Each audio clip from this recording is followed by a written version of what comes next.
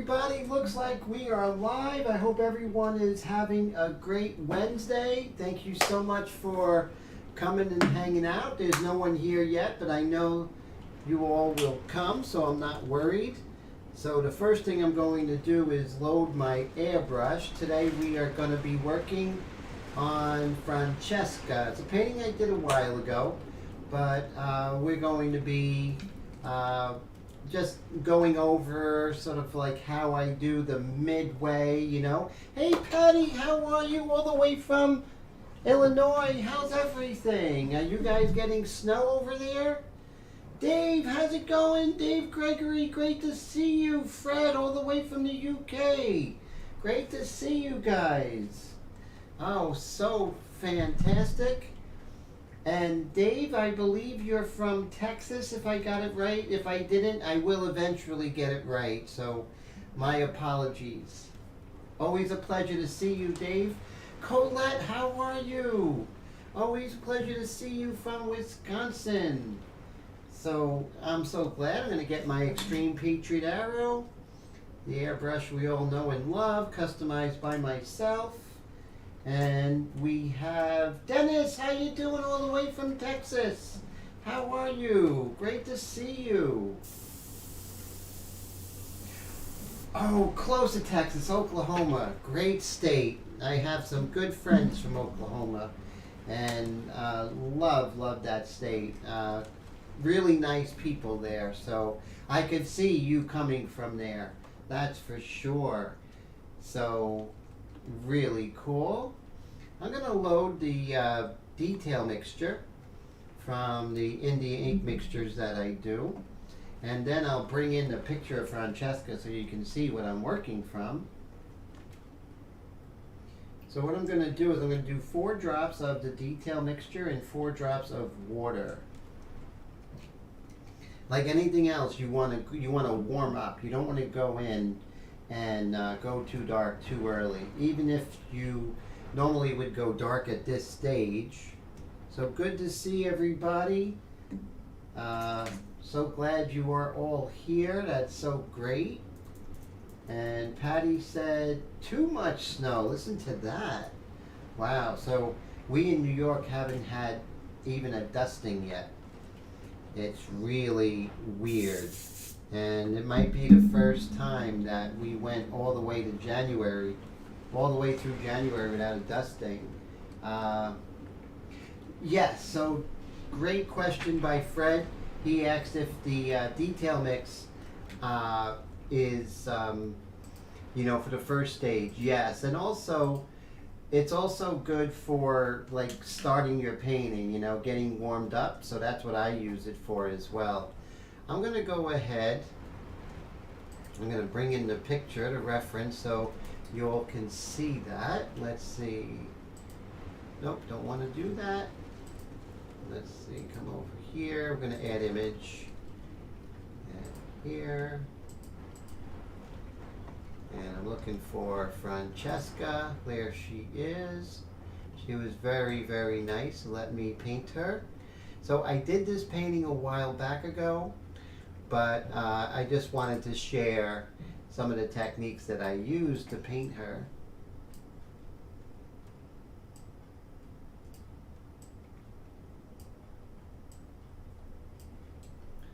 There we go. Okay. And now what I'm going to do is I want to see more of the top of her head.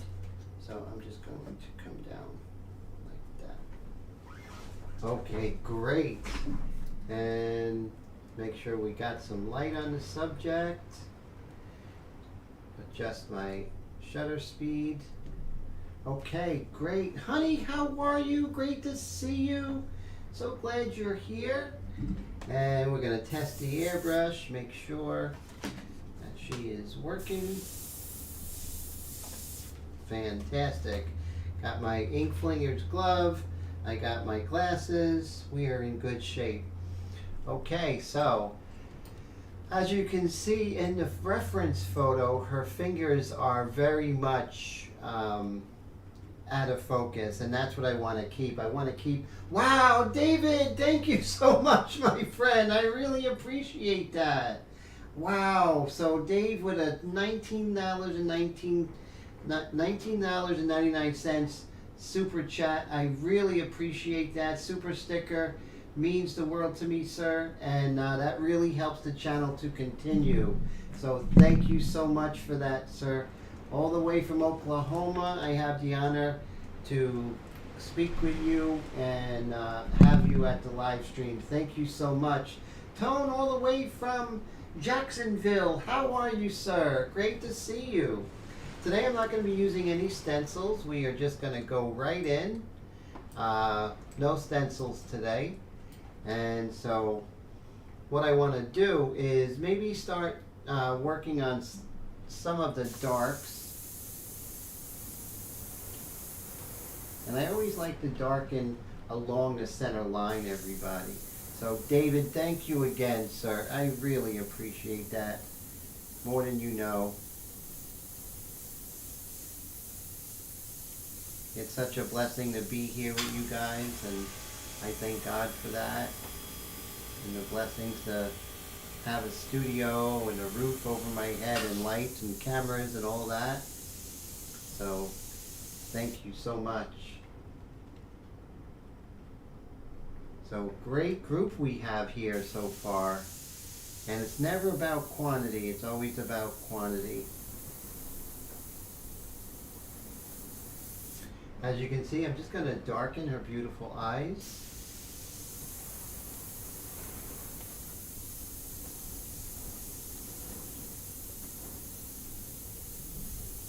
Now Francesca is from Rome, which is really great.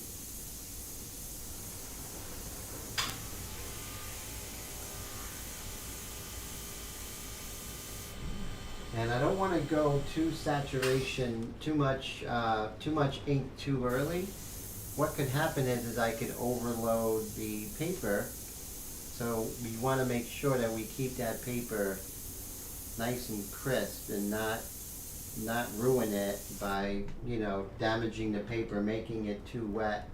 So that would be definitely counterproductive. And I'm about 2 inches away, I would say.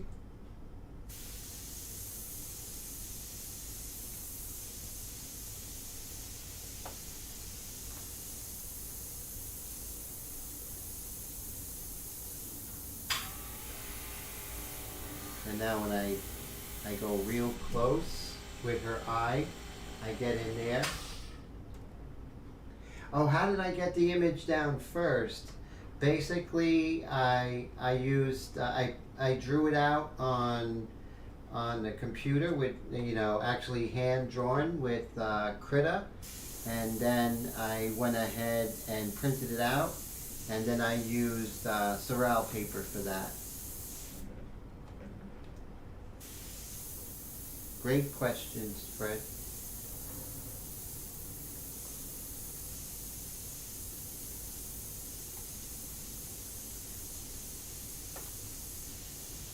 Just really doing that 1 second rule, right? If so, you look for a second, you paint for a second. Mr. Roy, all the way from Jersey. How are you? Roy's happy we didn't get snow today, that's for sure.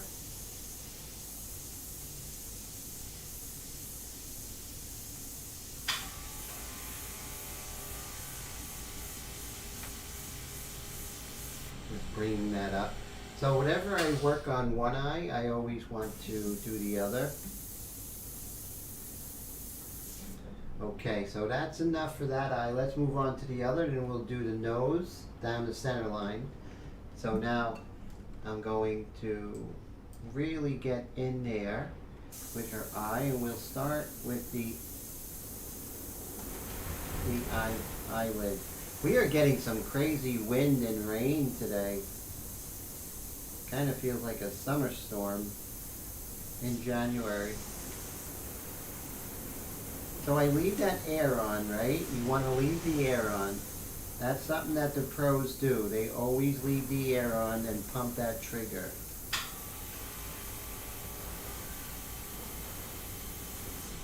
There we go. Roy says, That is so right. Roy's not a fan of snow.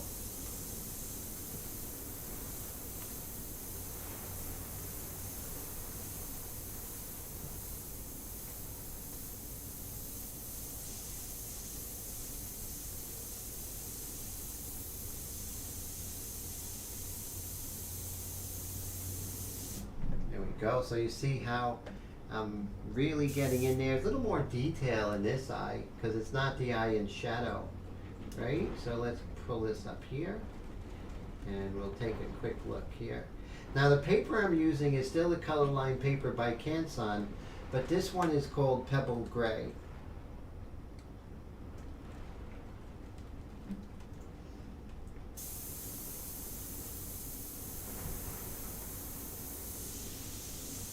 And I started this painting like almost 2 years ago.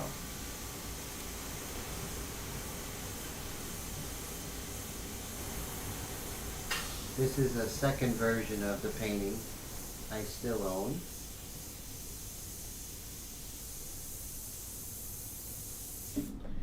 And now we're just going to work on the lower eyelid. And the lower eyelid's a three-dimensional form, so we have to make sure that we make it round. Every form is turning towards it and away from the light, and the light source will make things darker and lighter with that turning towards and away from the light. Notice I'm hitting and moving. I'm not staying in that same spot, right? Oh, so Fred says he's still getting used to pumping the trigger at times. So it's very important. That was one of the biggest turning points in my career as an airbrush, working in airbrush, was, when I heard Corey St. Clair in one of his videos. The only video that I ever heard someone say pumping the trigger. And from that moment on, my control went through the roof.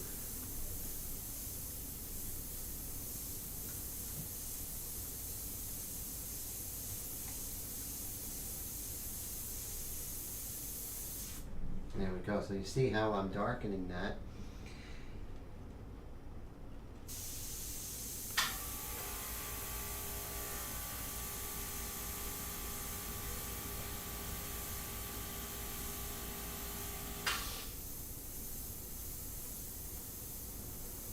And right in the corner of her eye, it's kind of a gray.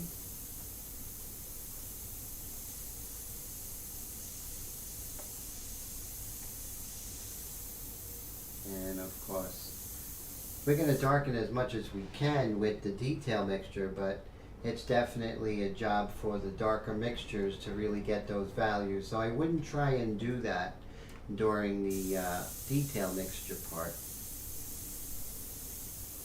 For every job is the perfect tool,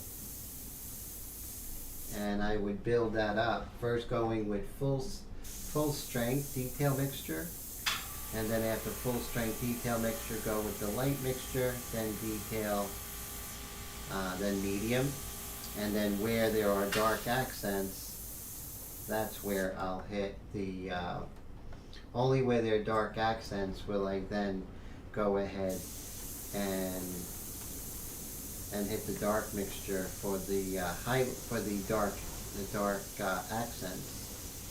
That's the only time.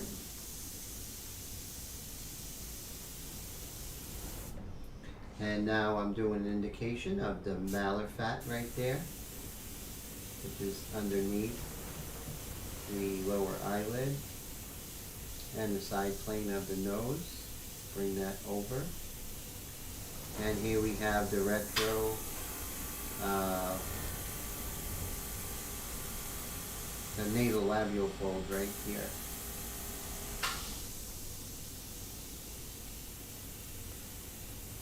Now if I want it really subtle, I'm just going to increase my distance to get the subtlety of that nasolabial fold. And And hey, Mr. Mike Deloach, how are you, my friend? Great to see you. How you been all the way from the Atlanta area?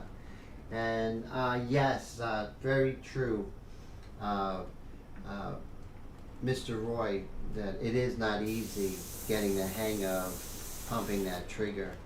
So right now we have the malar fat, and then right over here, above the upper eyelid and the eyebrow towards the outside, is always this retrorbicularis oculi fat.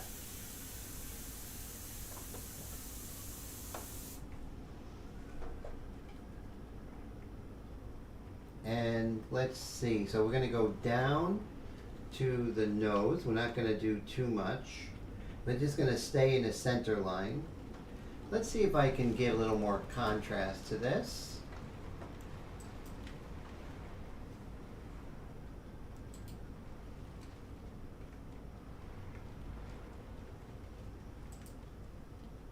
Okay. So what I want is I want more contrast. So I want you guys to be able to see a little bit darker.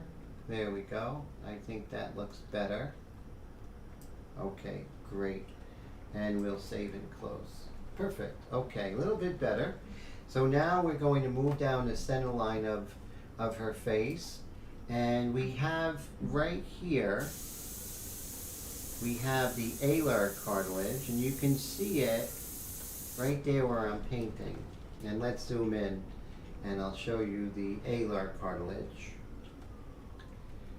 Right there. And I'm going to be far away because what I want to do is I want to paint it, but I don't want to overemphasize it. I want to emphasize as much as it is in Francesca, but I don't want to overdo it.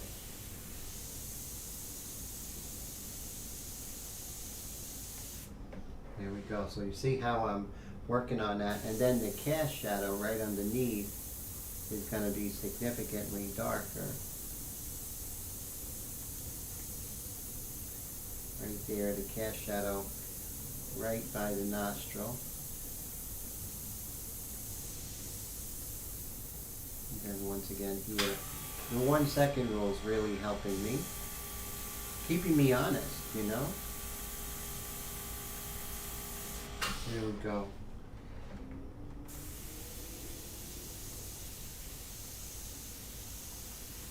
And I'm just going to do the turning of the form, right? The nose is a rounded form. And so with that being observed, we have to go ahead and paint it as so that the light is affecting it. Now I'm going to be doing some erasing here, but I'm not going to do it too early, right? And the reason being is you don't want to, you never want to erase on wet paint, ever, ever. I mean, never erase on a wet surface, whether that be canvas or board or paper, especially paper. You never want to erase on a wet surface.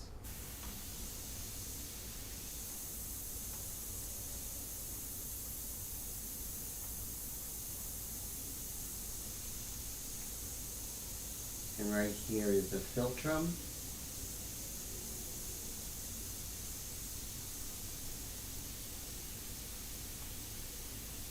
It's almost like working with watercolor. When you're really flowing with the airbrush, it should feel like watercolor to you. And let's see who we have here. I missed. Oh, Mr. Mike Deloach is working, so that's good. I hope you don't work too hard. He doesn't have a butt left. He has a reference picture to go, but can't get started to sketch. Oh, okay. So if you need any pointers, always let me know. I'm happy to help, okay? And Dwayne, how are you, Dwayne? Great to see you. All the way from Central California. How are you today? So glad to see you, sir.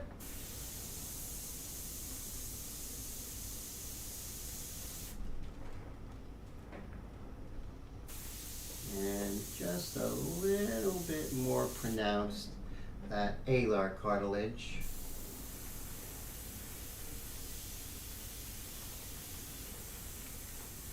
And remember, you know, you don't want to go too detailed too early. You got plenty of time to get detailed. You know, you don't want to go detail, move down like, you know, like Space Invaders. Dun, dun, dun. No, you just want to slowly get detail. So you see how we're just creating detail down the center line.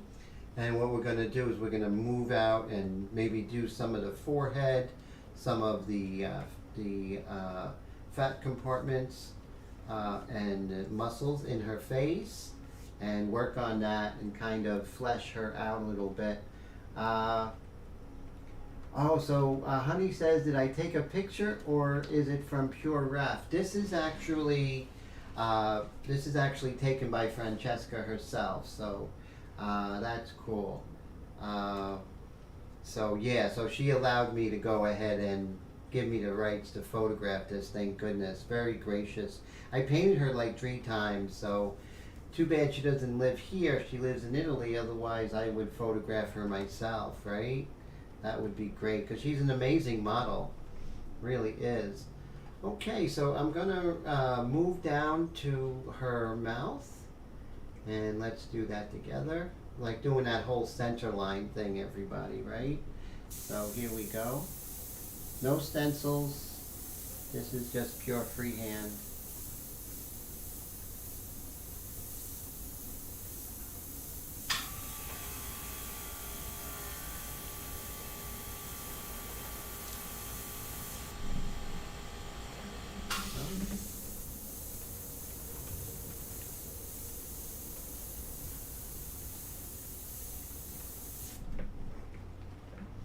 And of course, as I'm darkening up, this is not the value it's going to be. This is just relative darkness, a relative value. That's what we want. And we have her lip coming down. Same on this side. Notice that the lip does not connect to the corner of the mouth, right? This kind of skin platform is what really connects to the corner of the mouth. But it isn't, which is interesting, it isn't the lip itself.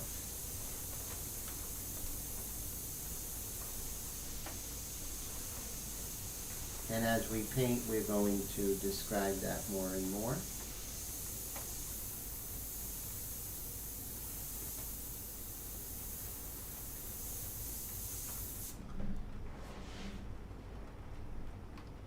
So cool that you're doing good, Mr. Dwayne. Always a pleasure. And Mr. Steve Leahy and Todd, I just caught you guys. How are you doing today? Great to see you. You know, when I'm kind of like engrossed into the work, I kind of lose track and I don't get to see everyone as they come in. Thank you so much, guys, for hanging out with me on this Wednesday. And I just want to be very careful not to oversaturate. We don't want any kind of spiderings or anything like that. So I'm really low on my PSI.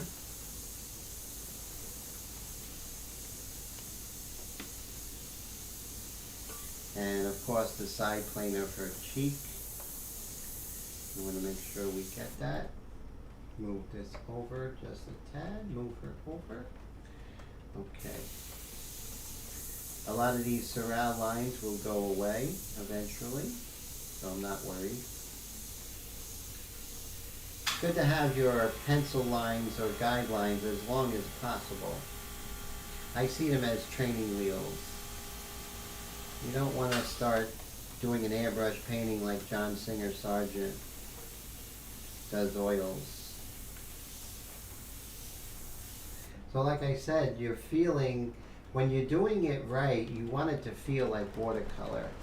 You know, everything is kind of flowing and liquidy and not so linear.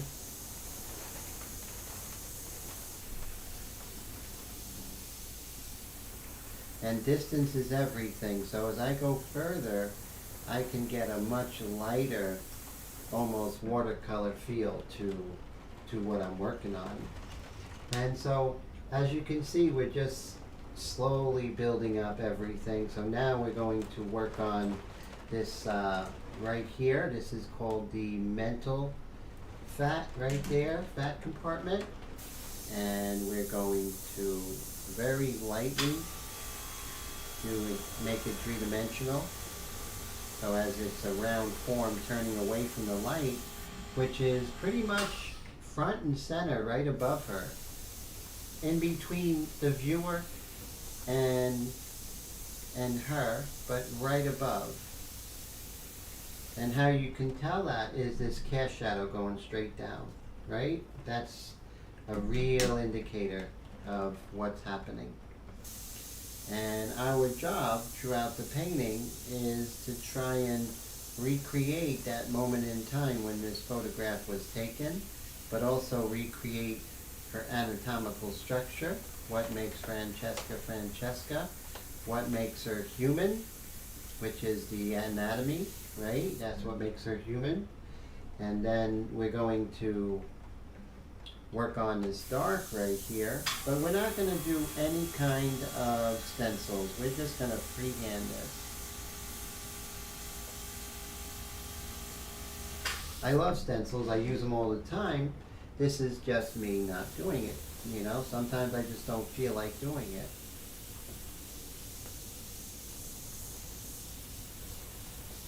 No reason, nothing, no statement, just I don't feel like it today.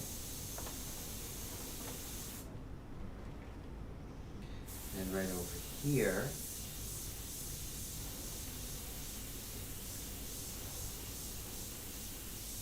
this is definitely more in shadow on this side. Because if the light is coming straight from above, that means that the side plane of her face here is, as it goes to the side, like to the cheeks, that's going to be in shadow because it's not facing the light as directly as the frontal plane of her face, right? So we have to always indicate what is happening. How is the light reacting to her form? How is her form getting lit, right? And again, as I'm raising the airbrush from the surface, I'm able to get these real subtle forms, pumping that trigger with the detail mixture diluted 4:4 with water. I can really get some real subtle shades here. Because light is interesting. Light is going to, it's going to get its way with whatever is there, one way or another. Either directly, light is going to affect an object, or indirectly via reflected light. But light is going to definitely have its way with any form that is near it. So it doesn't even have to be facing the light for the light to really get in there and start making changes and changing the appearance of whatever it is that it falls upon. And as you can see, that's how we are bringing it together. And let's see who we have here. Dwayne, what PSI? I'm at 25 PSI, but I really choke it down a lot with the pack valve. And with that pack valve, I can really micro adjust. So, you know, as you use the Extreme Patriot Arrow more and more, you're going to know, you're going to become like an Extreme Patriot Arrow whisperer. You'll know exactly where to put that pack valve. You'll actually hear it, right? You'll be like, wow, that's a little high, because you can hear it. And that's cool when that happens. So, quick thing. So as you can see, the light is on this side more than this side, right? It's pretty close, but it's a little bit more on this side. So, and we have to pay attention to that. So if the light's more here and then here, and I think a lot of it has to do with her hair casting and blocking a lot of the light. And so the local color, which is the color of Francesca's skin, is the same, but there's less light getting here because of her hair, and that's going to cause this to be a little bit darker. So by paying attention to what's happening, now we can really build this up. So this dark below her lower eyelid, and so as you can see, we're just going to darken this, and as we darken that lower eyelid, the mid-tone right next to it really gets hit.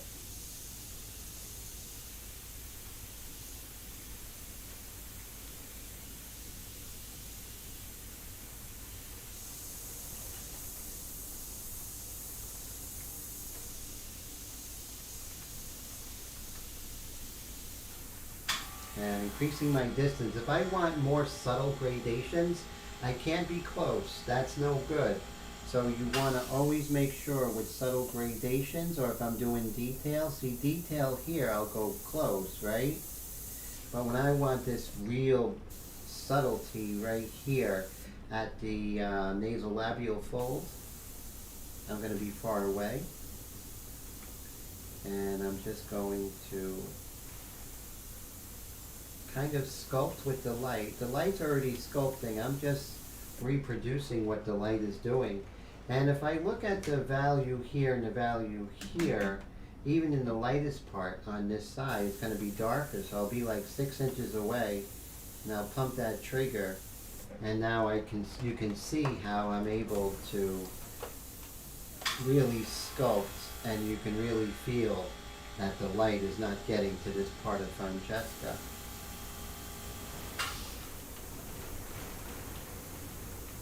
And there is some erasing I want to do, but remember, never erase on wet paper. But what you can do, everybody, is you can make a mental note and say, you know what, I'm coming back to that. And that's what you want to do. You want to make a mental note and come back.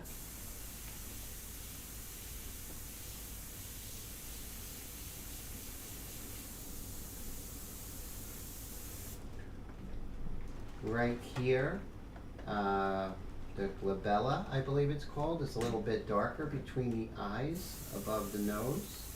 It's sort of the indentation on this skull, right? And that's what it is. Oh, thanks. So Steve says that the pattern on this is going to be a lot of work. Yes. So Steve said that it is mind-blowing or mind warping. It is. And one of the things I really worried about, not so much the shape of her jacket, but the direction as it follows the form. Remember, everything's about form, right? Whether we make it turn, that's the main thing. So if we can achieve that, then we have half the battle. So I just worried about how the form, how the design follows the form of her body underneath her jacket. So that's always going to be a really good way of looking at it. So now there's this really beautiful dark that kind of, the dark of her eye socket and everything kind of falls into here. So let's go ahead. It's a large shape. And Harvey always said to me, paint the large shapes, and that's going to help you to get real structure to your painting, right? So that's what I'm doing. I'm just working on this large shape here and just bringing this over. Of course, this is going to get much darker since I'm only working with the detail mixture. However, it's a great way to add volume and give you a, you know, like a sneak peek on how the large shapes kind of fall together. So that's very, very important. And okay, so let's continue on this side. So we don't want to make things too light. So right here you see the space between the zygomatic bone and the jawbone, and you'll see this space here.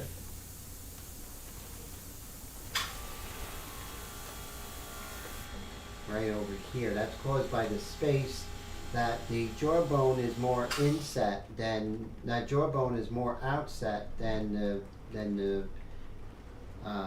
cheekbone's more out than the jawbone. So the zygomatic bone comes out much further than the mandible.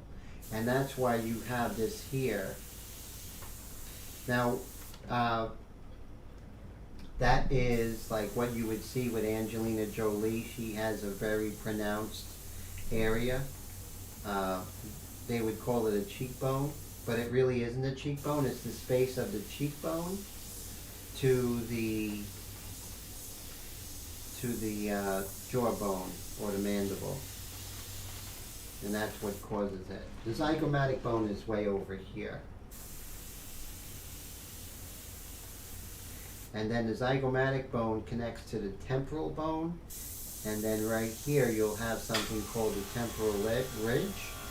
You won't notice it until you look for it, and then you can see it's right there. Now the temporal bone and the zygomatic bone, they come out further than everything else. So that you'll see much more pronounced.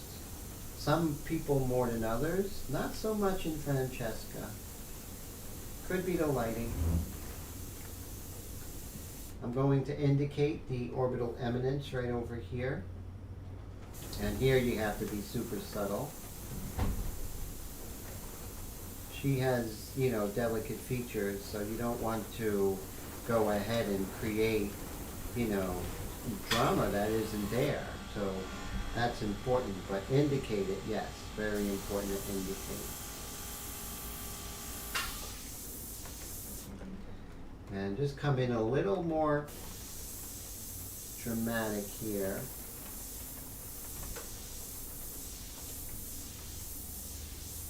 So you can see, you can get really great detail and everything like that. When you have more control, you can do the whole freehand thing if you want. If you feel like it. That's just, you know, if you feel like it, you can. If you don't, same thing. It's no difference. No points. The only points is the finished product.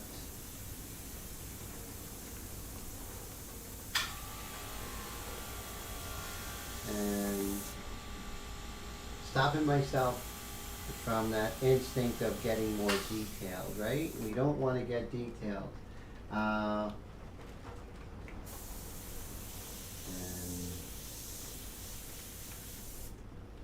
very cool. So now we're doing okay.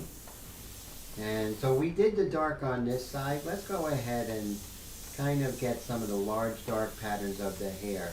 Remember, the hair is something that we paint cumulatively over the whole thing. You don't want to work on the hair and just say, okay, finish the hair, move on. No, the hair is part of the whole tonal fabric of the painting.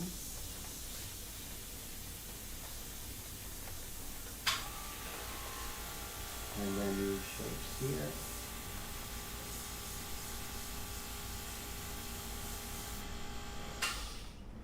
Okay, over here, let's just work on some of these large hair shapes, if we will.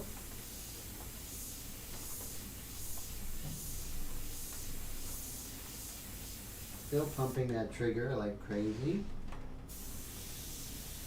And so this is not light, so we're just going to put in the mid-tone here. Setting everything up, right? That's what we want to do. Set up so we can do a proper representation of Francesca.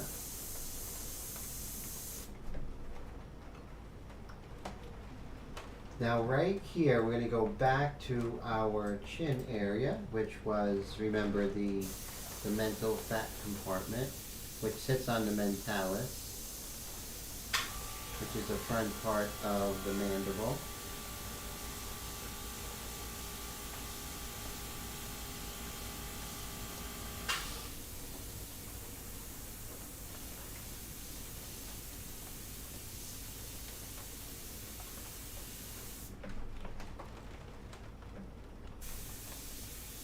Then there's a beautiful dark right here. Let's make that dark happen.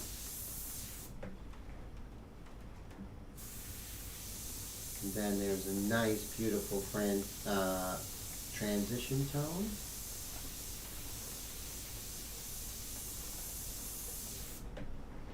And now we're starting to get, proper dimensions, start to feel and look like her a little bit. Not on purpose. I'm not after any kind of likeness at this point. That would just be in the way. Because I won't be worrying about the proper shapes.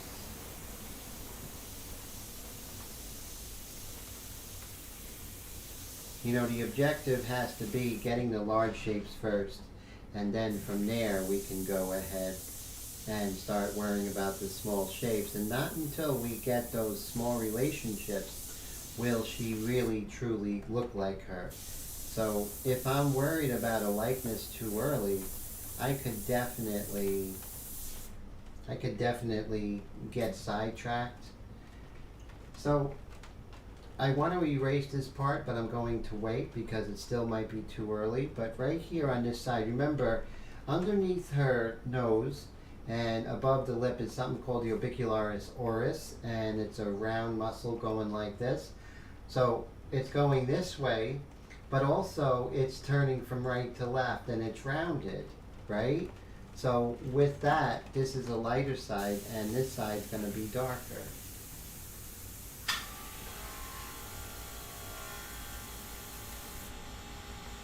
And you see how that's creating a real sense of space.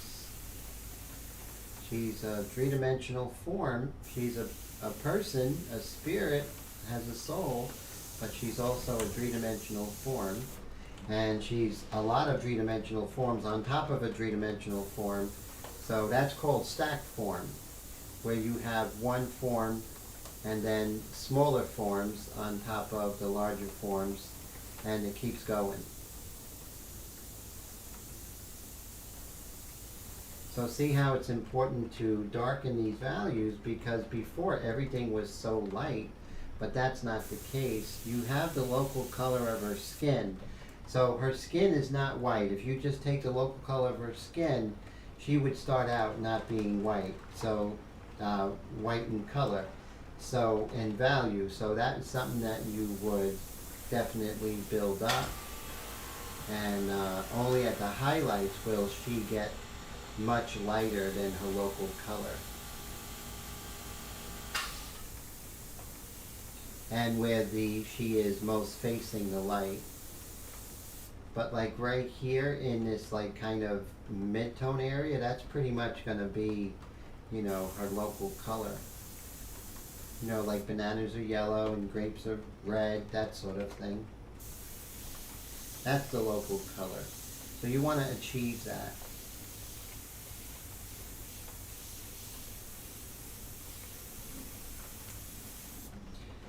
Okay, so that feels good. So Mike says that his mind works in strange ways, and he finds it mind wefting or weaving. That's funny.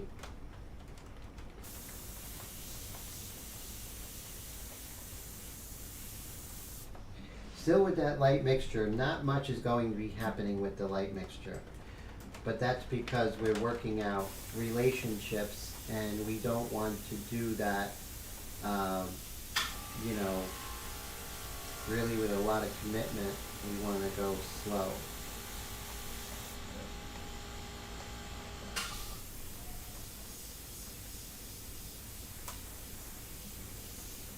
Like I said, the hair is something that you work on throughout the painting.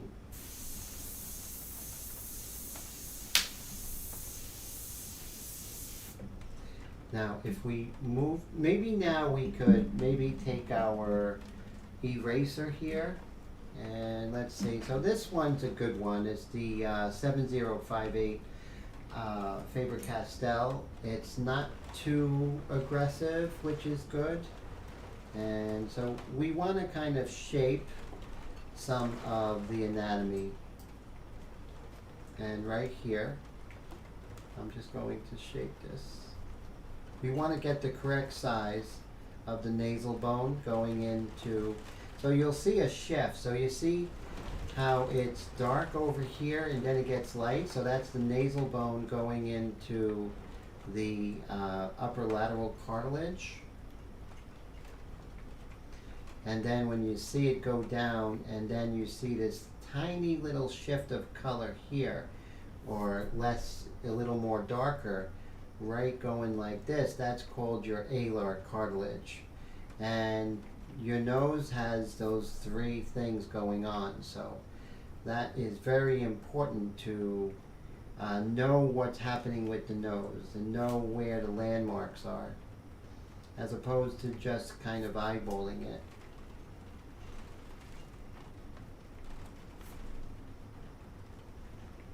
And of course we will get,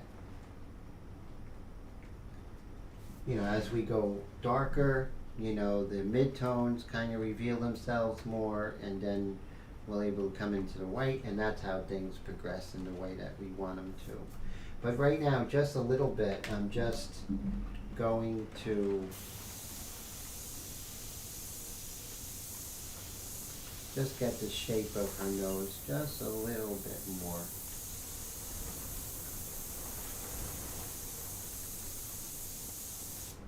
There we go. Now the shadow plane, or the shadow underneath her septum here, and this is where the philtrum is. Right here, the light hits on the bottom there.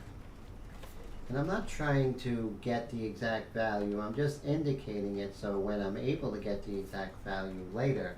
But right now is really the time and place to kind of find the shape of her.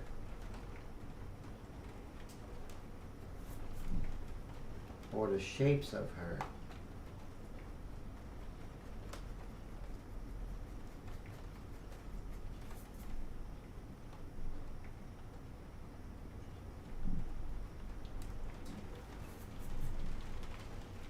And right here we can work on some of these hard edges right there and get the angles correct.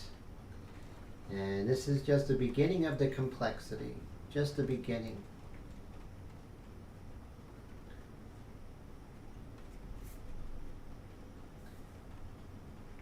Little by little, we're bringing out the character, but we're taking our good time.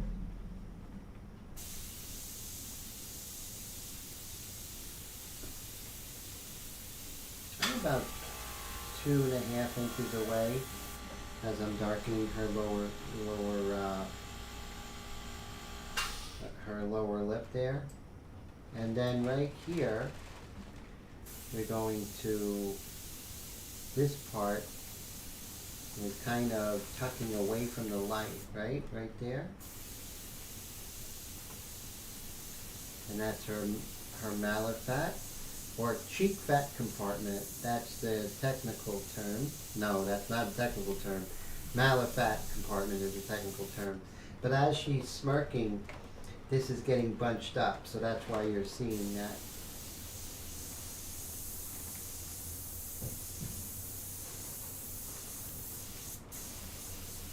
And all these pencil lines that you see, or Surreal paper lines, they're going to go away, so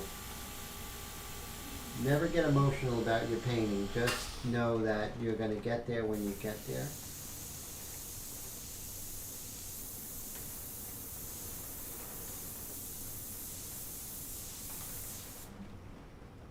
Okay, so just a little bit darker at the very edge. Right there, and a little bit darker on the edge. And we're here, let's darken up that eye of hers, the iris. And it doesn't reach the lower eyelid. It is raining like crazy out there, and wind, very scary.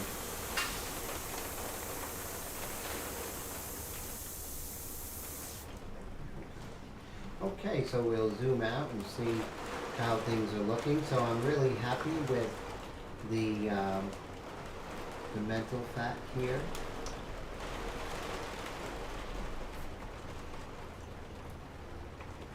Right here is a little bit of a turn in.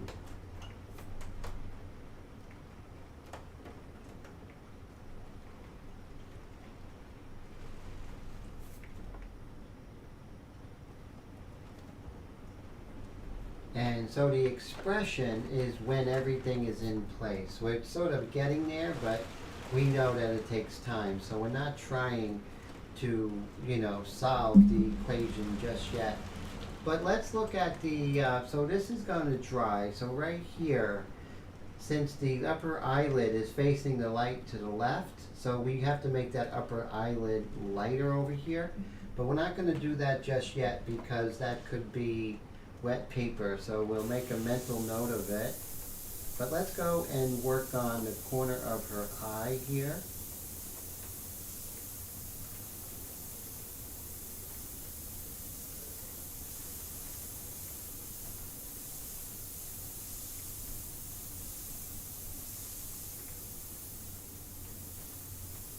And then there is a little bit of a definitive feel with that upper eyelid there, but it sort of fades into the value, just like so. So we have to show where there is a value break or a different darker value, but also where that value kind of blends into other areas. So looking at her eye there, I can definitely see that this kind of blends more in there, like one big shape.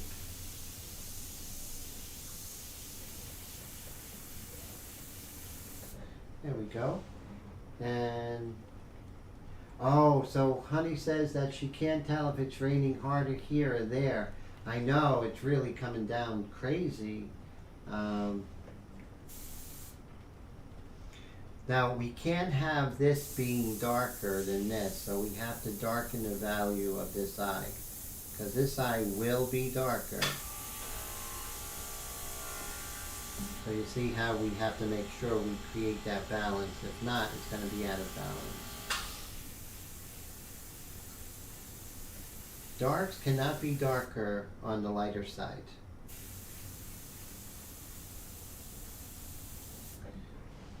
That's pretty much not a hard, fast rule. There are exceptions, but that's a pretty good rule of thumb.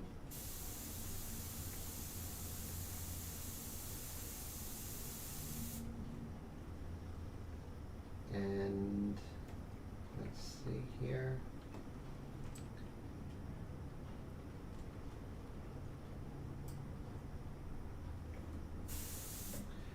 Okay, so now let's see if we can move. Ow, I just stabbed myself pretty good with, wow, that was probably the best stabs ever. Stabbed my thumb with my airbrush. Oh, great. So Dave has a really good question. He says that it is, what paper? So this is still the Colorline paper by Canson. But the difference here is that the color is light blue as opposed to pebble gray. I sometimes use light blue. It's a nice change of pace, slightly larger value, a little bit cooler. So it's nice to do different, go different a little bit, and that's exactly what we have. So you'll like it if you try it, definitely. And thank you, Honey, for that as well, for answering that. I appreciate that. Okay, so we'll just keep that as it is, and let's darken right over here. So we have to identify what's going on. So right here, this looks like it's the sternocleidomastoid. On this side, looks like it's the sweater. So let's go ahead and do the sternocleidomastoid on this side. And then there's this beautiful dark of her jacket coming up. but we want to maintain the fuzziness of that thumb, right? Because that's what we really want to get that fuzziness. So anything we can do to soften the edge of that thumb is highly important. So you see how I softened the edge of that thumb? Like really make it blurry. Because that's going to give the illusion of, you know, her hands are moving towards us. So when things are moving, we can't, just like a camera, we can't focus on moving things. That's why when we see a painting that's blurred out like that in certain areas, we go, whoa, that's realistic, right? And so that's really important. And no, don't bleed on the painting. Funny thing about Jackson Pollock, if you ever seen the movie Jackson Pollock with Ed Harris, he would bleed all the time because he would use a turkey baster. And those were glass at the time, and he would break it and he would step on it, and there would be blood, his blood in the painting. Little weird fact.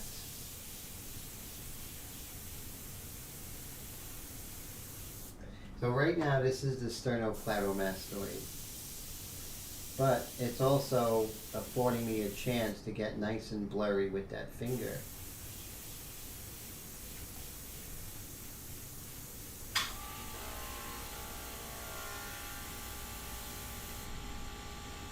And as we zoom out, you can see how kind of it shapes up, right?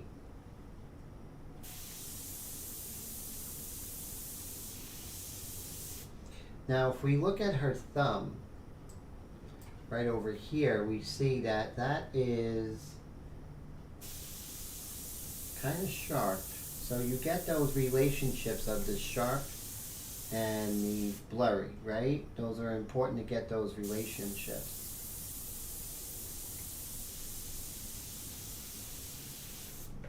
So now, if I want to go ahead and kind of indicate the pattern, so the first thing, which is much more important, is the actual direction of that pattern, right? Because that direction is following the pattern of Francesca's body. So a coat is only the shape of a coat when we have it on our body. So I'm getting the shape perfect first.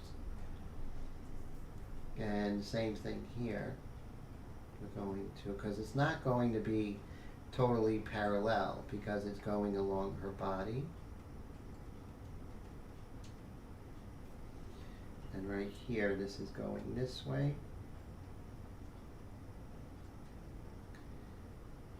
And just changing ever so slightly.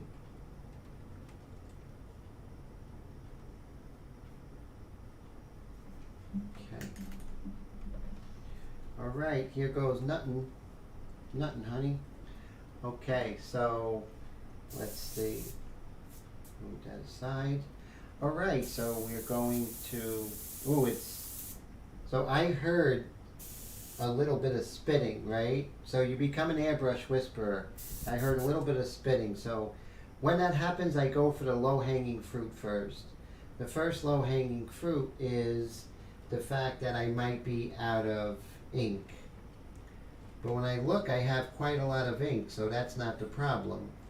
So it could be that there is some tip dry. And so that might not be it. So what I'm going to do is I'm going to loosen the chucking nut, and I'm just going to twirl my airbrush. It might be a little dryness at the nozzle. I'm not going to test on my painting. I'm going to test over here.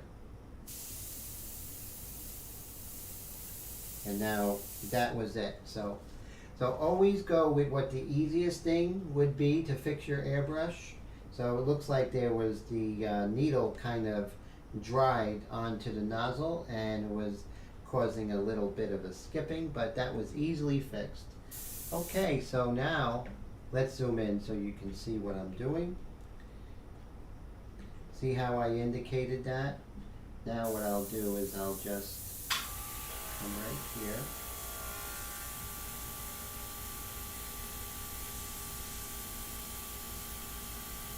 And it's great if you want to learn like micro airbrushing.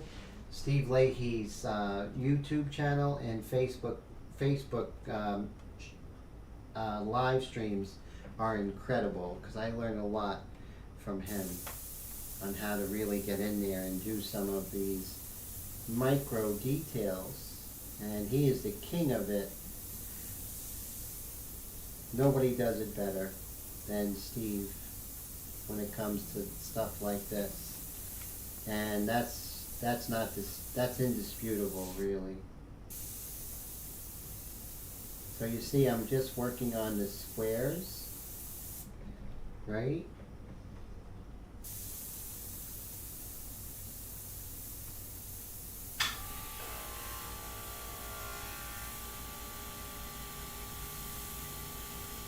So over on the thumb itself,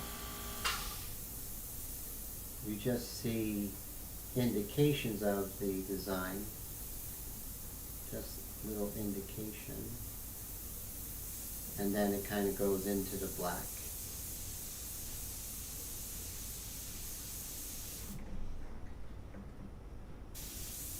And it's going to go darker, of course. We're going to work darker as we go. But you see how this part of her thumb is more hard-edged?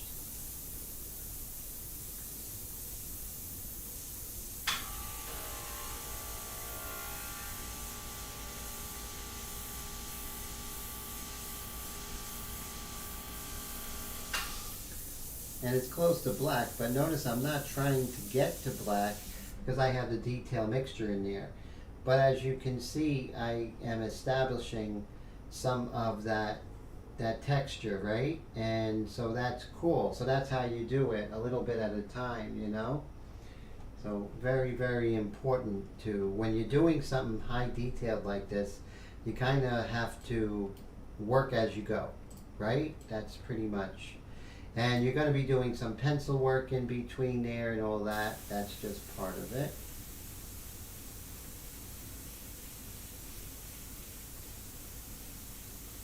Airbrushing is one of the most amazing mediums out there, and it's not for the faint of heart, you know?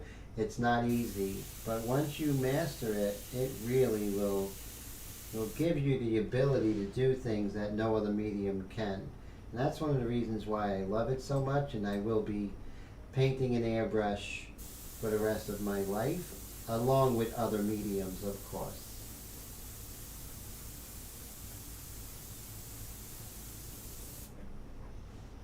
And now you see this area right here. So this part right here is her sweater as it comes up here. But right here, this is definitely not white. So I'm going to darken this value. I'm going to be about 3.5 inches, and I'm just going to get an overall darker tone here. If I left that white, it would come forward, and it isn't coming forward. It's receding. So we have to always, always, always try and, you know, really intellectualize what we're painting, what's happening and why, right? The why is important.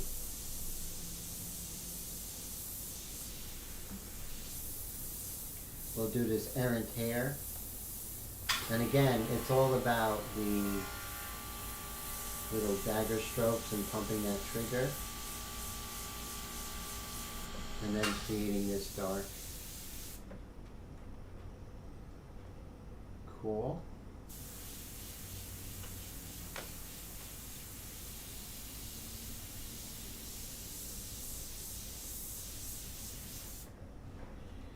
And so, as you can see, it's a slow build-up, but it's something that, you know, you'll take your time doing. And again, remember I mentioned that her local color is definitely not white, so we have to definitely get a value and then come in with the white pastel to get the local color that's facing the light. And as the local color faces the light, it gets a lighter value than the local color. as a local color goes ahead and faces the dark and becomes darker, then you're going to add a dark to that local color. Air Todd says, Tim, have you done watercolor? Just pick up a set at Hobby Lobby today. Watercolor is a lot of fun. Now you got the tubes, or did you get the ones with the trays? Which one did you get, Todd? I know the Cotman is really fantastic. It's sort of like a student grade. It's not the real expensive grade for the watercolors, but they work just fine. And I like them in the tubes because you can do really cool things with them. So let me know which one you have.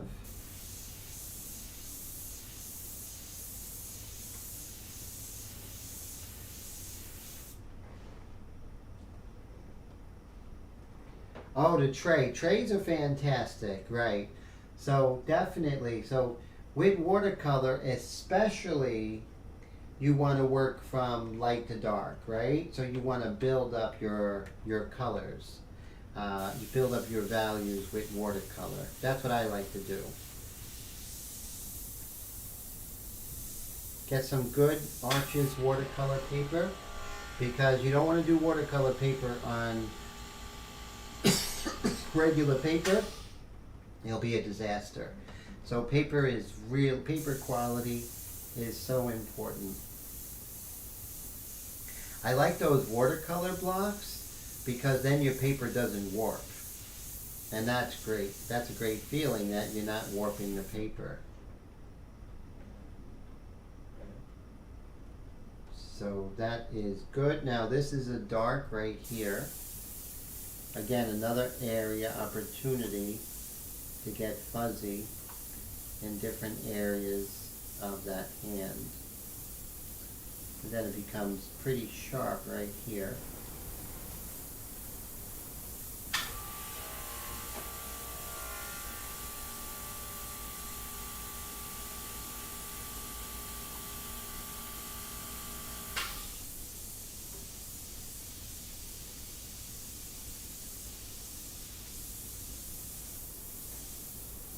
Now we're getting different layers. The jacket and her sweater underneath the jacket, very important. And then there's the little texture of the sweater underneath the jacket. And you don't have to go crazy, just indicate it, right? That's all we need to do. But check on the values and see how it gets detailed here, but then kind of falls off into nothingness right there.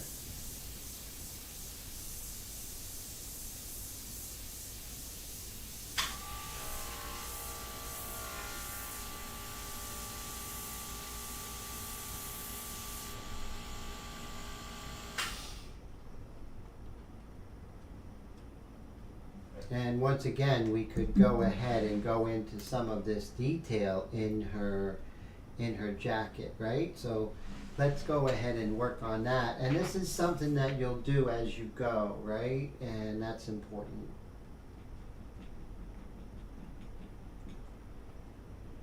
So we have a beautiful white background, and that's one of the reasons why I picked this particular paper. So I'm going to have my reference really big, and so I can see that this is pretty much coming over here, but right here it looks like we are no longer seeing the individual pattern, but we start seeing the line as it comes up here. Same thing, we start seeing the line of it. This is much darker. And this right here, we're kind of seeing this massive area.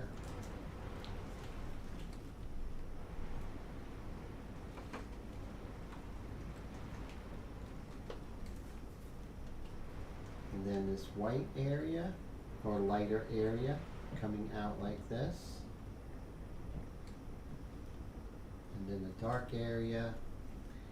And then right here, this is all hair, and we're really just seeing this here. And then we have some individual individual little squares coming right here. It doesn't have to be perfect. The eye's going to fill in the rest, right? So it doesn't have to be perfect.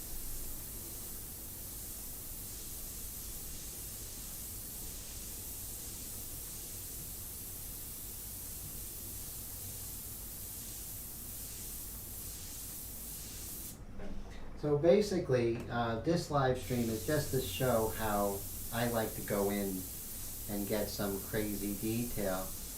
That really is not the focus of the piece itself. The focus of the piece is primarily, you know, her eyes and her hands, but without that, you know, supporting actress, which is this jacket, it's not going to be as effective. People won't listen if you don't wow them. So this is a good way to wow the peeps, your viewer.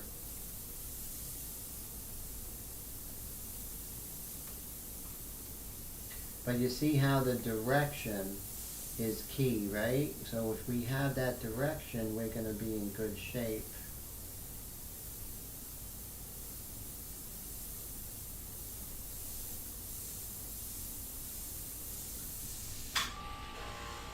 Honey, have a great night. Thank you so much for hanging out. I really appreciate that. You have a great night and stay warm and dry. And Air Todd says the brand is called Master's Touch. 24 colors. That's great. Interesting. Did it come with white? Because some do. So your very traditional watercolor doesn't come with white. But does that come with white? Like the English watercolor artists, they are very staunch on not using white. And you know what? The English are the best watercolor artists in the world. Always been.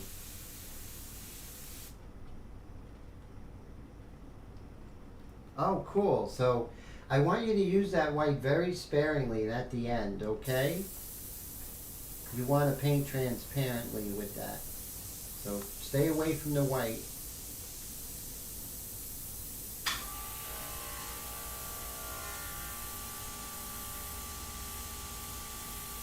Now Steve had, I'm sure, had a lot of experience with watercolor, but I know you like gouache, right, Steve?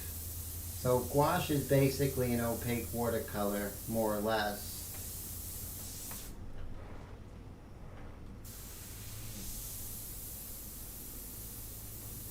So right now, as you see, I'm working. This looks like a bunch of nothing, but it will come together. Just with that 1 second rule, you're just going to stick with it. And now when we zoom out, that area is looking a little bit better and the value is darker. So I'm just going to kind of dust this area here. And then we have a lot of errant hairs coming in and out here.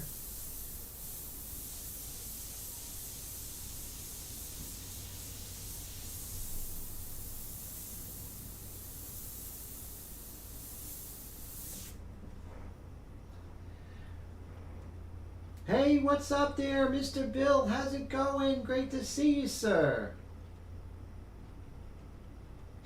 That's not true. You do some great work there, Bill, so you keep it going. And, you know, you're really working hard on your channel, which is really fantastic. And I'm loving the success that you're having. So you keep doing what you're doing, sir. And I see big things happen for you on YouTube. You have a really nice following, you know, and so that is good to see.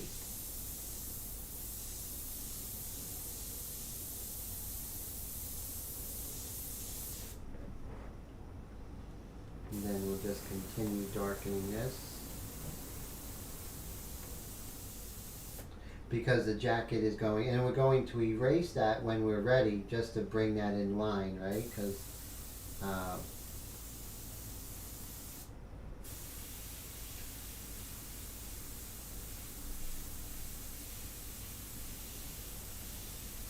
And how we can bring those hands forward is that we can dust the value of the jacket so that the jacket is darker and has less contrast, and that's going to bring that hand forward, right? So there's different techniques you can do.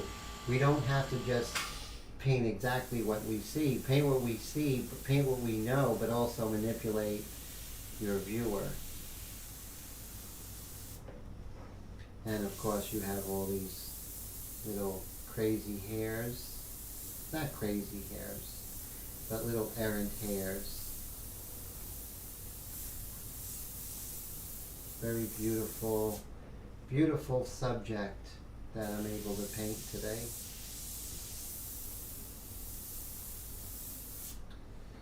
Okay, so doing really well right now. And let's see if we can just work on her skull a little bit, her mandible. Bring that in. There we go. And then darken the cast shadow. So darkening the cast shadow of her chin onto her tracheal area and subsequently her sternocleidomastoid. Remember, there is no anatomical form of the neck. So you're going to very rarely hear me say the neck anymore because there's no such thing.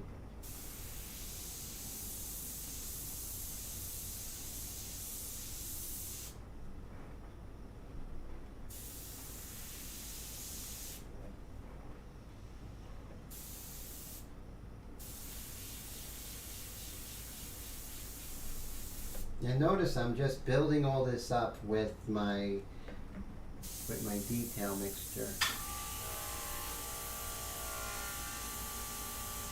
Just taking my time.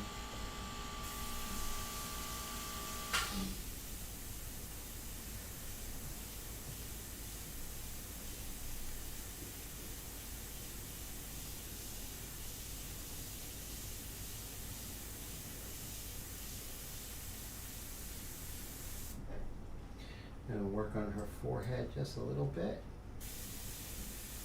The larger shapes of her forehead.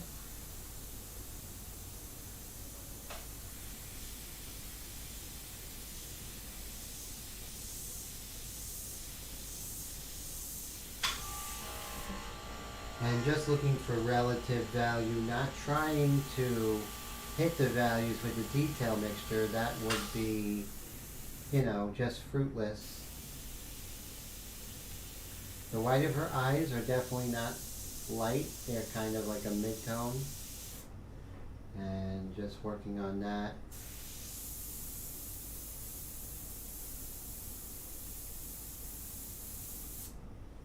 There we go. Okay, so let's see what I missed. Bill says, cannot complain. They didn't leave me while I was very shoddy for 1.5 years. Very cool. So Mr. Todd says, is this a demo or a commission? Just a demo, my own stuff. And Bill says, did you see the video Mike Airbrush did? Of course, Todd, I'm in it. Okay, you guys did a collab. That's fantastic. And so that's really cool. So collabs are great to do.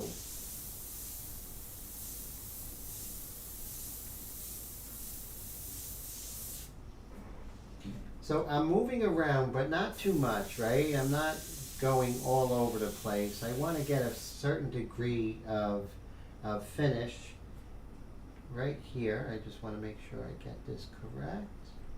So this area here is going to be dry. So I definitely could work out some of the individual forms here. Especially right here, this form as it comes down.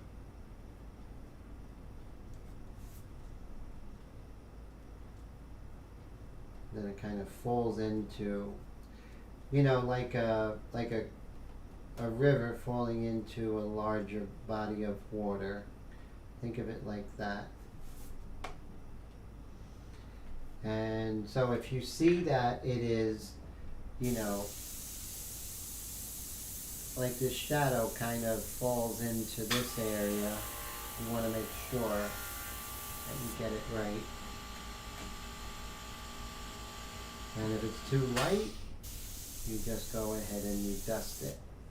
And you get those values in line, right? It's very important to get those values in line.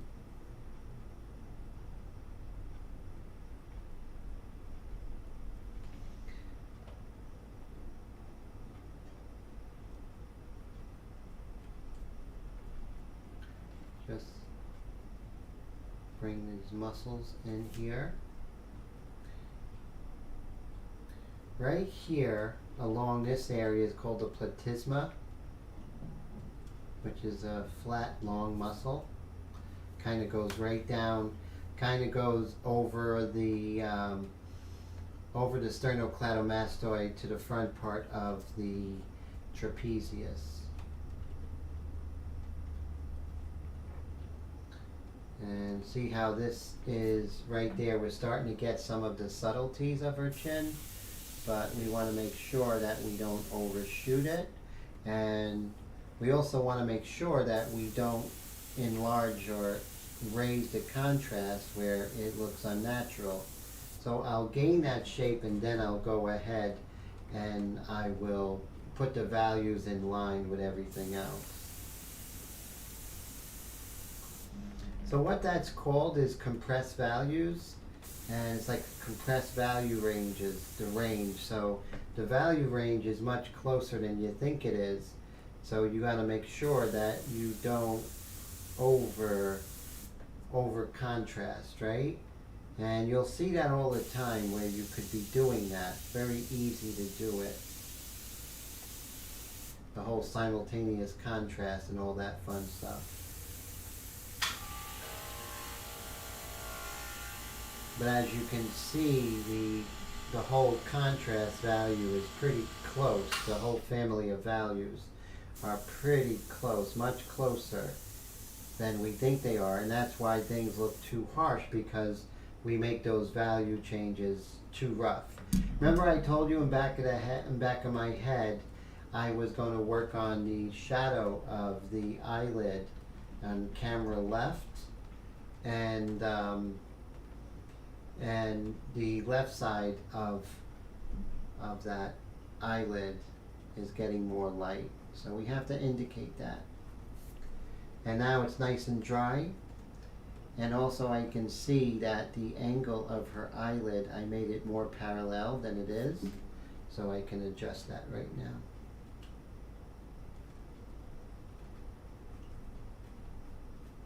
Just like so. So you see this side. So this part of her eyelid is more massive, right? So I made it more massive. And then it gets shadowy as it starts moving away from the light. And then at the corner of her eye, it kind of changes direction, and that faces the light right there. So that's why you're seeing those light patterns, because whatever's changes direction and turns towards the light is going to get more white.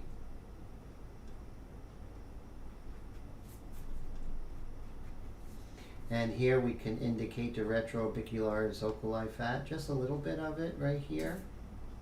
The rest is kind of in shadow. And of course here we go with those compressed values. The values are a lot closer than I am originally indicating.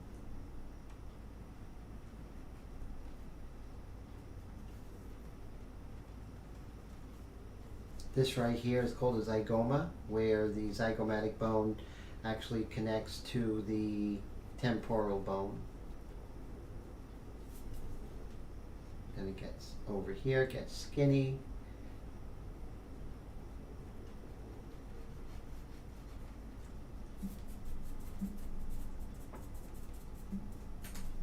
Perfect.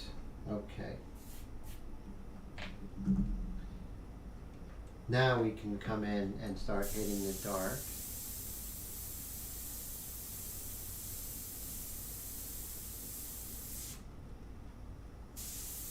And dark here.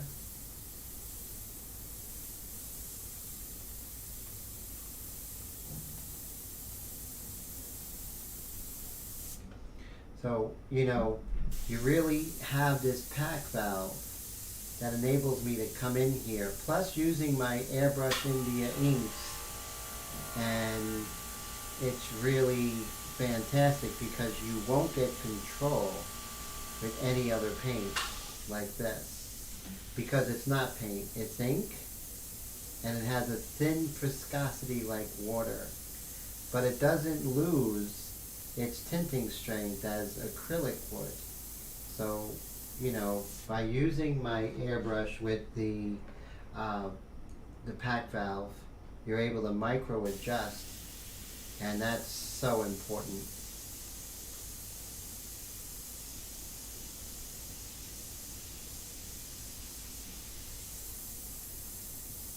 And I'm going to get darker, but there's no rush. See, when you're working like I am and you're building up your values slowly, you're also building up your texture by pumping that trigger. So you can't possibly do that if you went too dark too quickly. You don't have the ability unless you're spraying through a texture stencil. It's impossible. So this is a way of actually gaining texture by just going over it over and over again. Same with the hair. Working with that hair over and over again, getting darker, working on texture, getting darker, working on texture. That is going to afford you time to get the value correct, the edges correct, and the textures correct. Otherwise, you're kind of trying to hit it all at once. And you know what? I don't like those odds, for me, of trying to hit it all at once. I like to gradually get there. And that's how I work in pastels, how I work in oils, how I work in pencil. It's sort of all the same to me.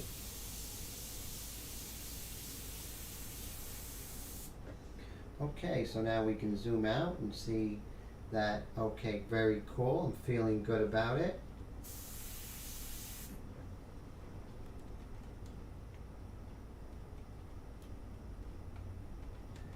And so that's cool, and let's work on that side plane of the face a little bit more, just a little bit darker, but not, so it's broken color here. Even though we're working in black and white, we're thinking about the color as well. So this is broken color, meaning that it's not one value shape, right? If it was, then she'd be like a robot or a, you know, a box of cereal. You know, one color, but it's broken color, and that's what we want to always try and remember. So again, I'm going to work on some of the broken color here in this part of her face, and by doing that I'm gaining texture by looking at the value and the broken value, meaning that, you know, it's not just one value, there's a lot more going on.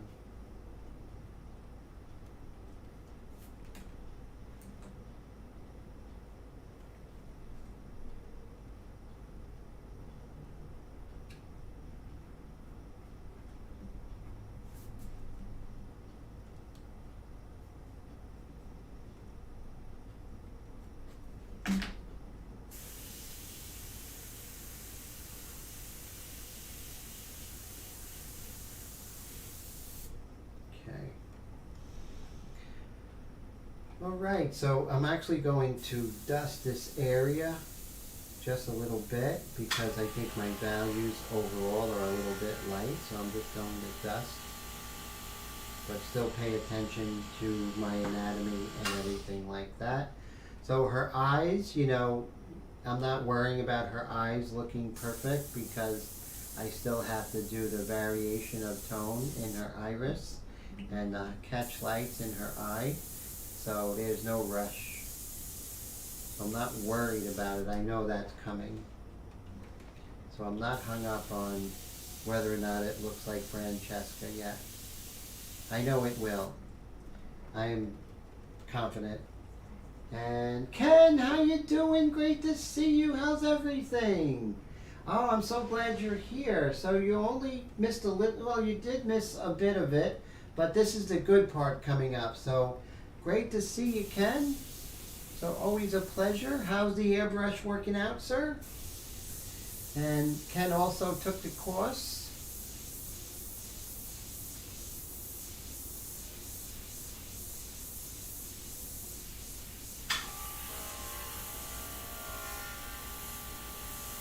Or is taking the course.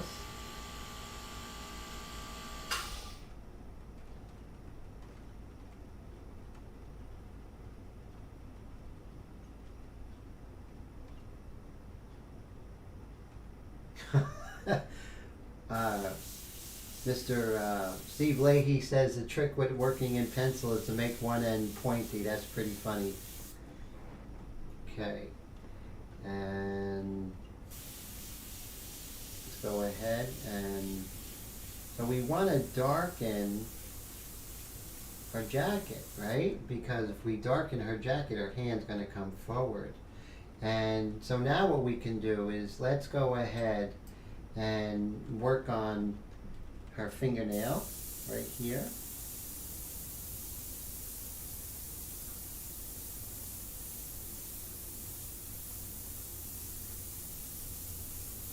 And again, it's nice and blurry, so we'll work on the blurriness and then the value around it.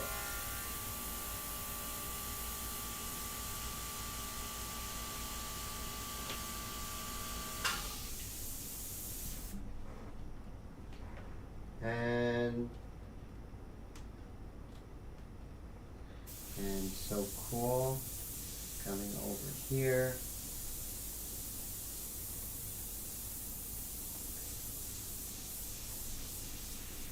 Oh, Ken says he hasn't started the course yet because he's been working on another airbrush project. Cool. Take your time, and you have any questions, you always have my email.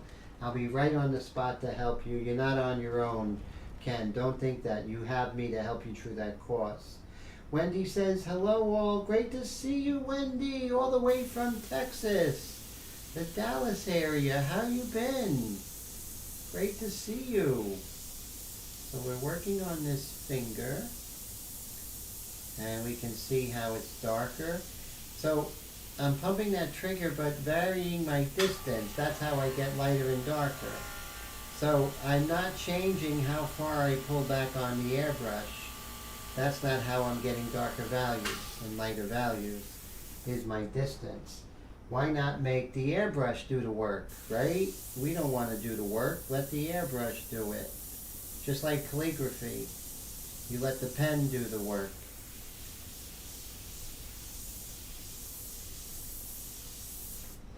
So now we're going down to the knuckle.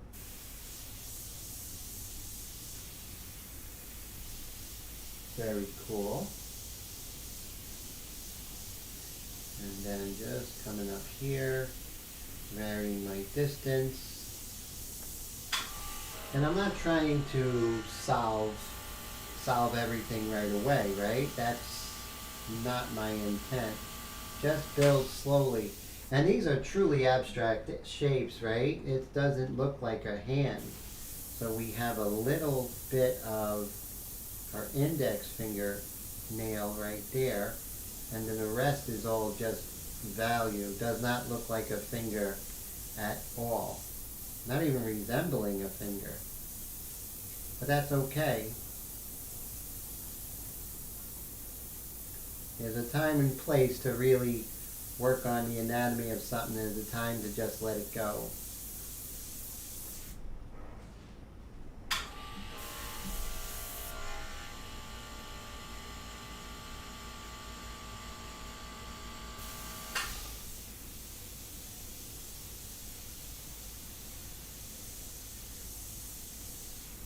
Once again, we want to darken our jacket because we want those hands to come forward, right?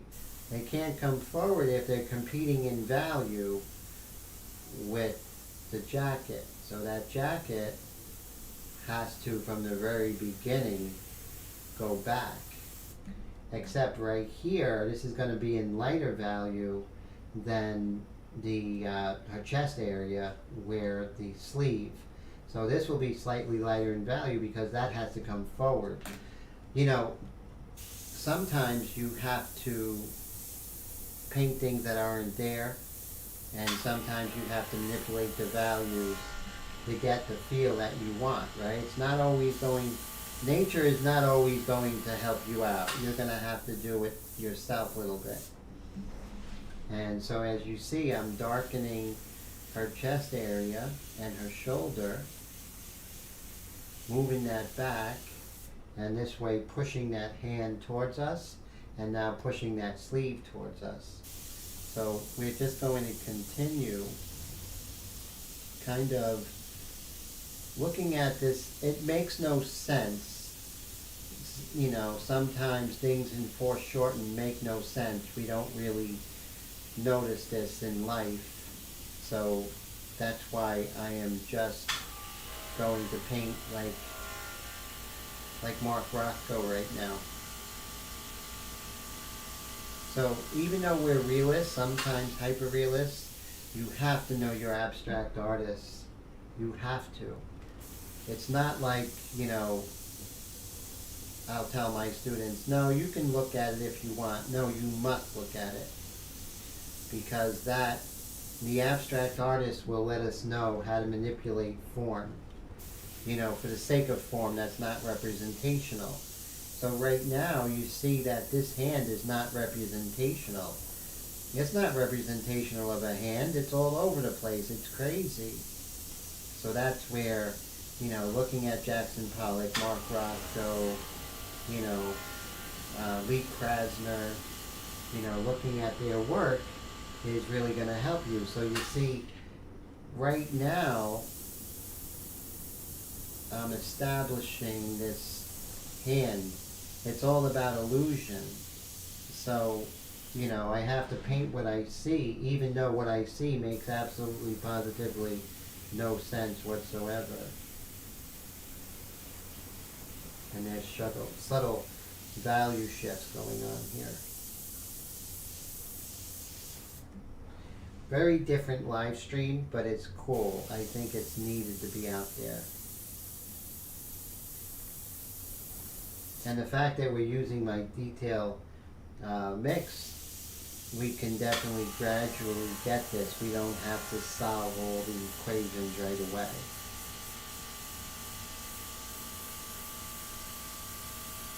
We can work it out. Same thing right here. We're going to have a value shift over here. Now you can see how that hand is really coming forward so beautifully. Darken, even darken more than it is. We're going to darken that jacket behind her. And let's see what I meant here. Beautiful, love it, fantastic. Thank you so much, Wendy. I appreciate that. And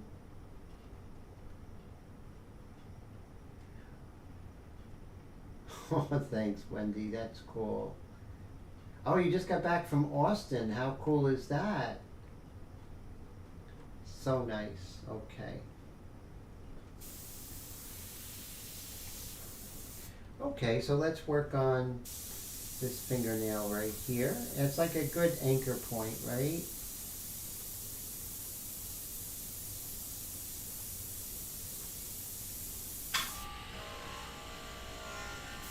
And then we can see just how dark we can make these values. And your distance is key with all this, right? Distance is key.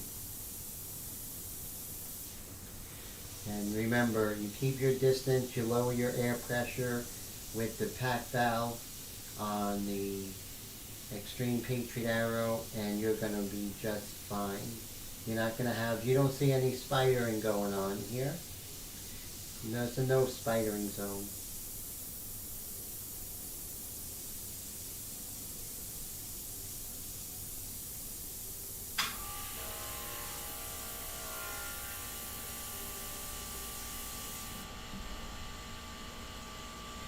See just a little bit of her middle finger here.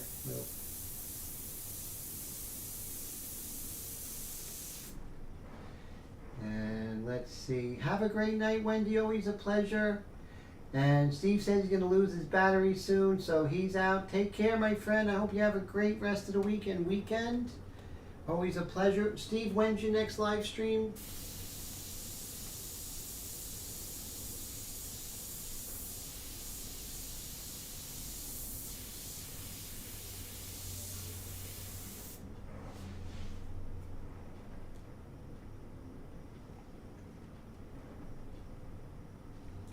So let me turn my fan on. So we're in the last 15 minutes of the live stream, which is good. I'm going to wait for my tea.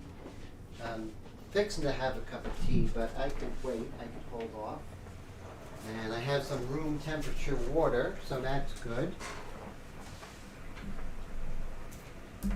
And cool. Let's continue working on those abstract hands.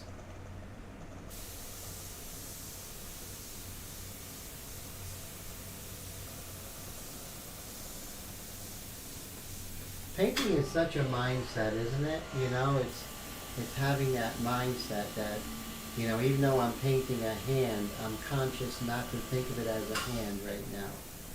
Because if I did, I would start putting in things that does not look correct to the illusion that I'm trying to get.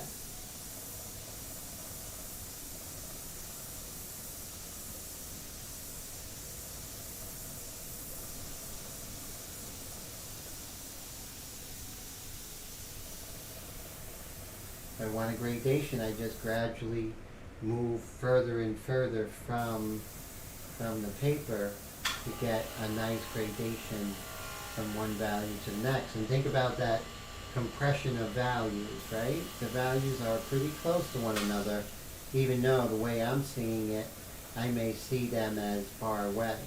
So you want to make sure you keep your values close. Don't make up any kind of contrast that isn't there. There we go.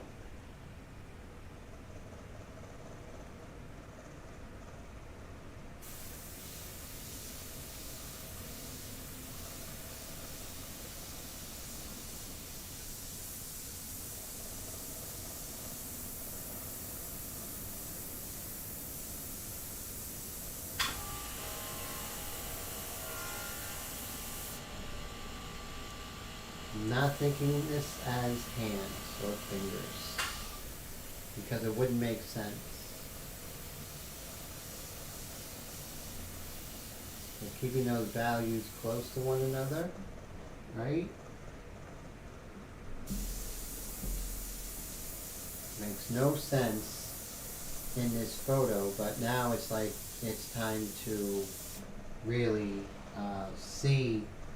paint what I'm seeing and see those abstract forms.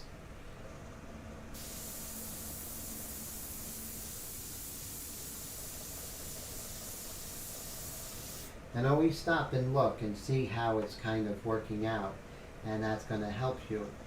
And so take your time. I'm also going to add some of the dark value that is right next to the hands, which is the inside of the sleeve.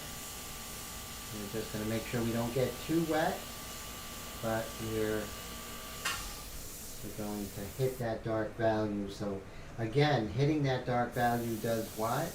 It brings those hands close to us, right? We want her hands to be coming to us, right? Like she's reaching out, giving us a gift. That's what I call the painting a gift.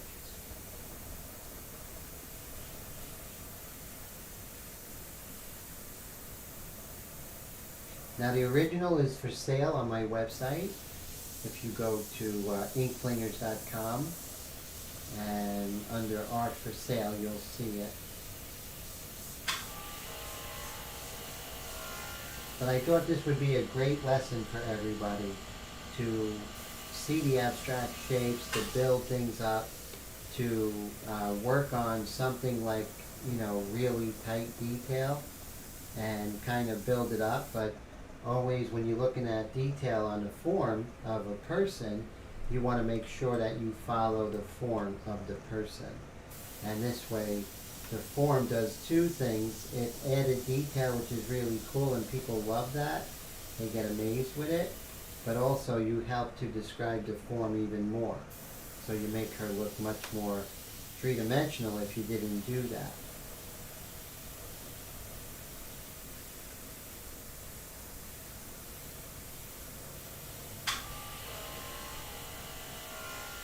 Now the closer I am, the more blotchy it is.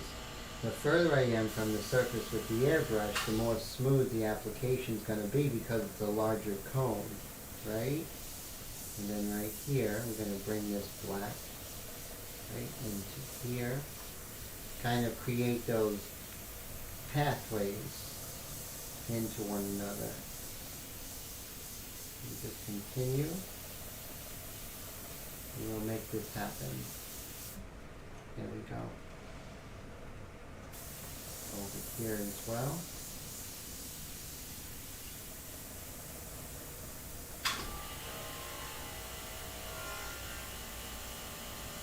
So now you can see her hands are still very abstract. We're working on them slowly, but we're building up those shapes and those values, right? And that's very important.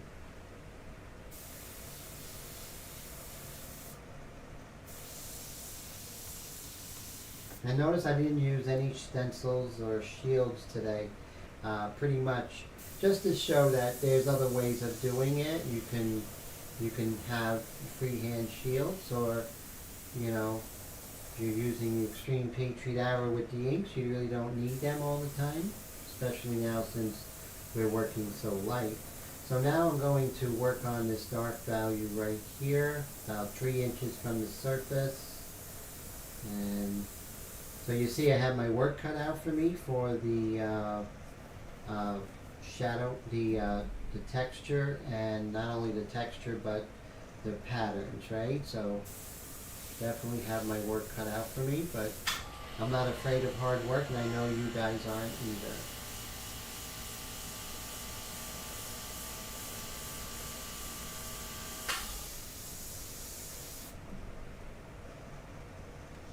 Again, we want to darken.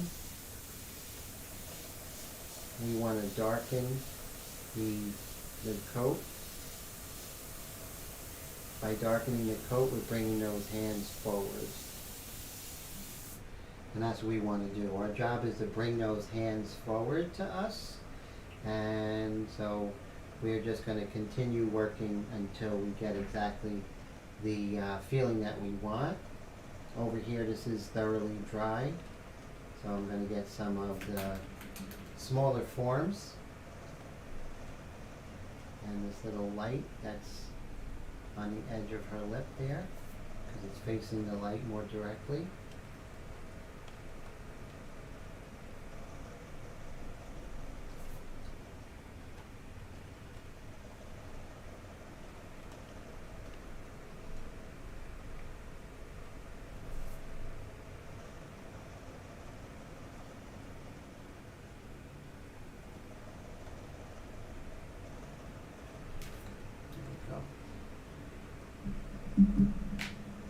Okay, so it is a lot of going back and forth, building things up very slowly, right? That's so important.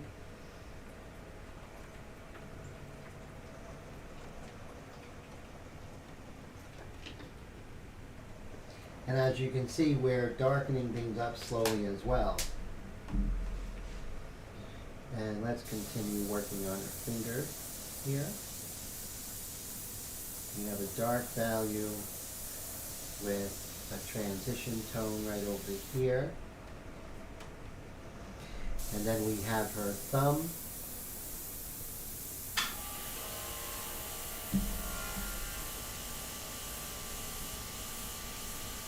And we've been working with that diluted detail mixture the whole time. But I will definitely challenge anyone, if you know, they can get the detail and the control that I get with the Extreme Patriot Arrow and my detail mixture. I will challenge anybody, because I know it's bar none the best detail combination out there.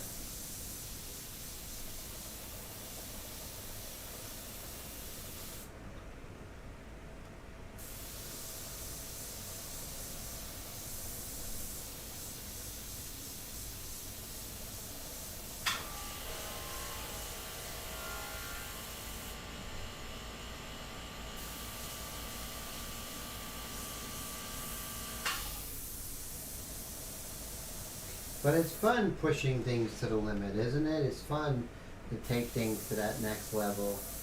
And just for the sake of taking it to the next level.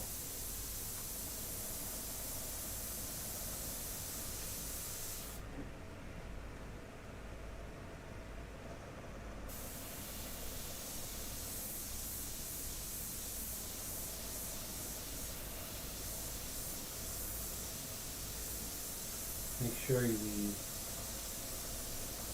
get those values that we want. Remember, they're relative values because we're still with the detail mixture. We can't go as dark as we need to go, so we're just going to get the value relationships here. That's all.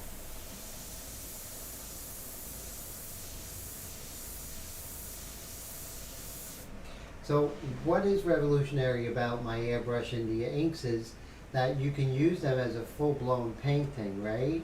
But you can also use them as a underpainting for whether you're working in acrylic with Createx, going over this in color. You're going to have a much better time than if you're just going out of Prima. And also, you're going to be able to get that detail with India ink. So why India ink and not acrylic, right? Createx. Createx is great for color. Got ya, right? Perfect. But if you're doing an underpainting, Dwayne, thank you so much for the super chat, my friend. That is so appreciated. Thank you, thank you, thank you. That means a lot to me and helps the channel out more than you could know, sir. So thank you for hanging out with me on this Wednesday night. And thanks for the donation, my friend. It means the world to me and means the world to the channel. And so using this as an underpainting, but using the India inks, is that the India inks, they're erasable. So you could, when you go over a pencil line, you don't trap that pencil line. The India ink is waterproof, but it doesn't trap it because it's just made out of soot and carbon and water and the tiniest little bit of shellac, not to the extent where it is going to trap your pencil lines. So one of the main reasons that you would want to try these Airbrush India inks is the fact is that you're going to be able to have an underpainting not only for, let's say, if you're working in oils or if you're working in pastels, it's great for an underpainting. However, if you're working in oil, since it's waterproof, it would work for that too. That's what's really amazing about it. These are versatile. Like I said, you can create full-blown paintings that are works of art in themselves. And I have literally sold many, and I have many in my possession right now. I've done commissions, and people love them. So in a fine art piece of artwork in itself, it's great, but it's versatile. You can have it as an underpainting for a myriad of different mediums. So just really something to explore. Look at the detail I'm able to get. I mean, I'm really able to go really, really deep. So let's go down here.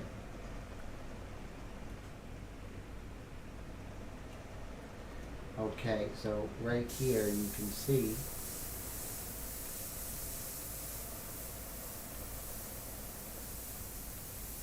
no spidering because the Extreme Patriot Arrow works with the inks, not against it.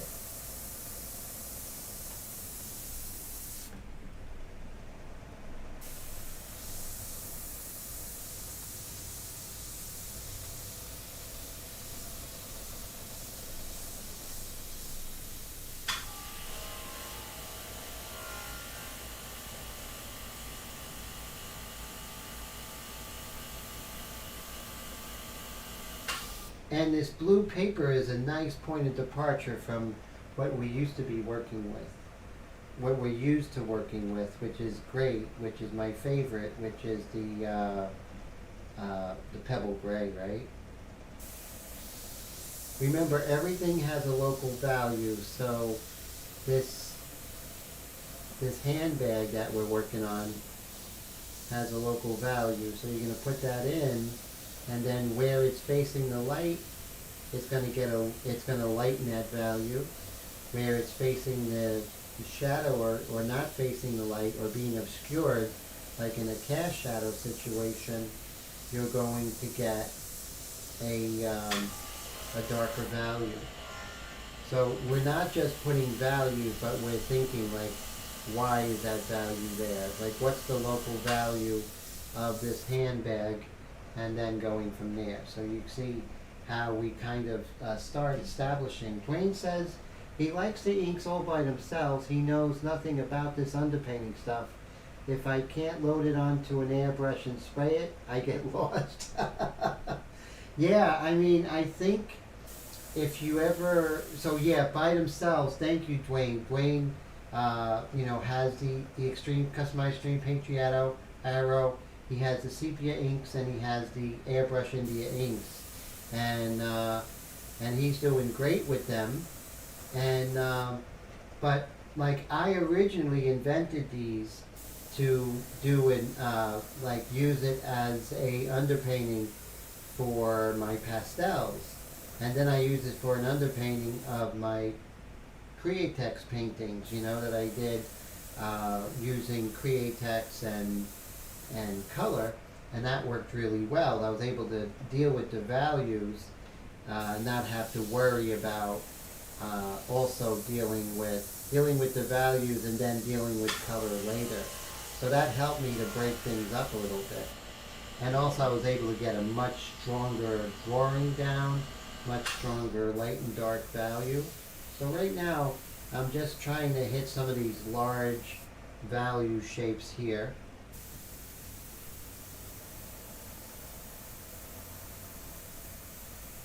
So here today we were working with the detail mixture. And Todd, have a great night. Always a pleasure, my friend. Always a pleasure. So yes, Dwayne is an excellent painter. So he's just out of this world with the airbrush. So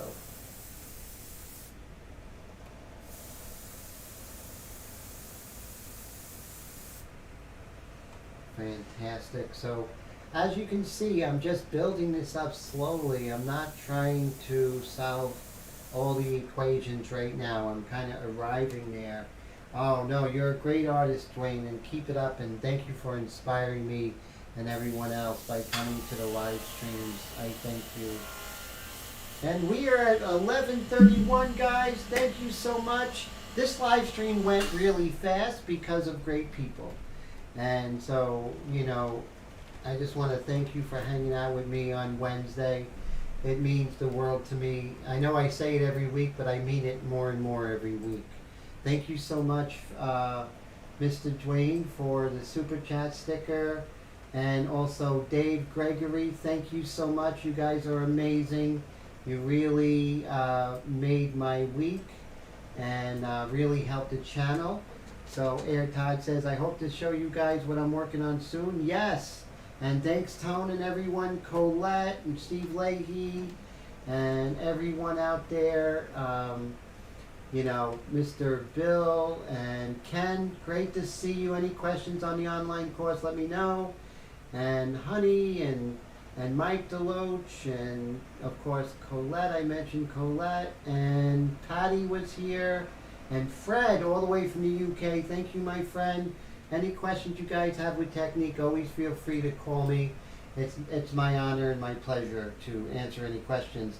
Take care, guys. You all are amazing, and I am very thankful for you all.